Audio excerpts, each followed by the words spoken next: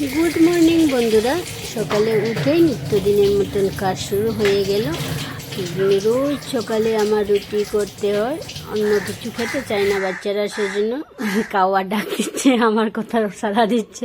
Omelette কোনো দিন করে দেয়, আজকে করে দিলাম। ভাত খাবে অমলেট দিয়ে।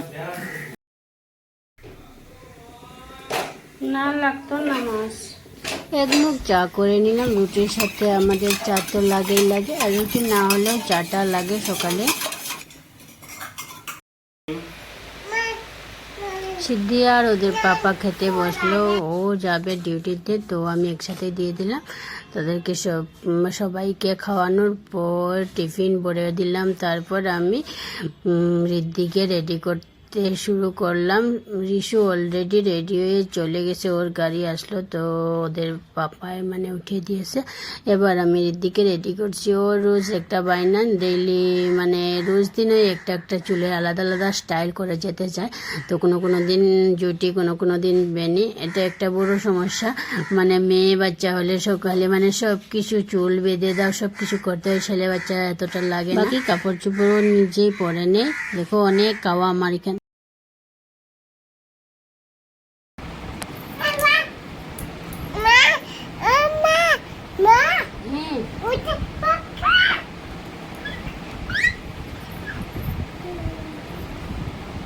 সিদ্ধি এখন অনেক কথা বলছে, সব কথা কিন্তু বোঝা যায় না। আমি মা হয়ে নিজেও বুঝতে পারিনি সব কথা।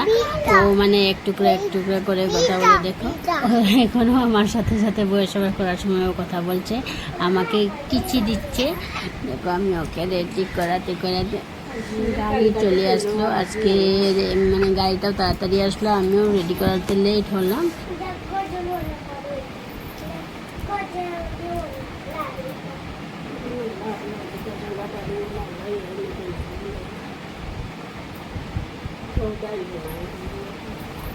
রিদ্ধি চুলে তেল ছিল না, তো রিদ্ধিকে চুলে তেল লাগিয়ে দিলাম। ওটা দেখে সিদ্ধি আবার আমাকেও সর্দির মতন লাগিয়ে দাও বলে বসে রয়েছে, অনেক কথা বলছে, বক বক করে। দেখো এখন ক্যামেরা নিয়ে নিয়েছে।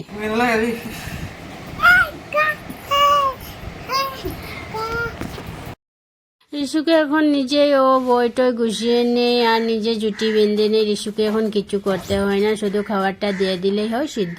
ঋদ্ধিকে আবার সব কিছু করে দিতে হয়, বইটই রেডি করে দিতে হয়। ও রুটিন দেখে বই গুছাতে পারে না। তো এইসব কাজগুলি সারার পর আমার ঘরের সংসারের যাবতীয় কাজ শুরু হবে। তাদেরকে পাঠিয়ে দেওয়ার পর আমার বিছনা গোছানো, ঘর ঝাড় দেওয়া, ঘর মোছা, স্নান করা সব কিছু পরে হবে। তো টাটা।